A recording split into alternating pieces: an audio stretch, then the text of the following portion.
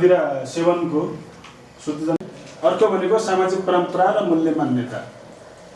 कतिपय सुर्ती छोड्नु भनेको केवल एउटा बानी बदल्नु होइन, यो तपाईको जीवनको साइनसको चाहिँ इन्फ्लामेसन हुने खालको समस्याहरू हुन सक्छ।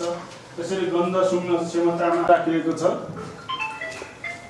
अघि कसरी सुरु गर्छन्, के कुराले चाहिँ प्रोत्साहित गर्छ शुद्धिजन्य पदार्थलाई सेवन गर्नलाई भन्ने कुरा राखिएको छ। न्यूनतम मध्यम आय भएका देशहरूबाट त्यो जनसङ्ख्याकै कारणले भनेर यो डेटा राखिएको छ।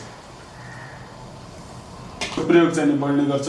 त्यसैगरी न्यून शिक्षाको स्तर अघि भर्खरै देखाइएको थियो, त्यहाँ 80% जनसङ्ख्या टोटल त्यो शुद्धिजन्य पदार्थ सेवन गर्ने मानिसहरूमध्ये 80% जनसङ्ख्या त न्यून तथा मध्यम आय भएका देशहरूबाट छन् भनेर देखाइएको थियो।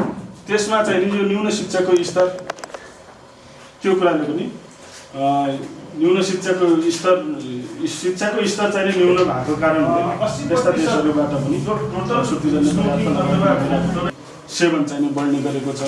त्यसैगरी यो विषय अघि पनि छलफल भइसकेको छ। विज्ञापन र सञ्चार माध्यमको प्रभावले गर्दाखेरि जस्तै एउटा सेलिब्रिटीले सरोगेसी एड गर्छ कमला पसन्द भनेर उठाएको छ।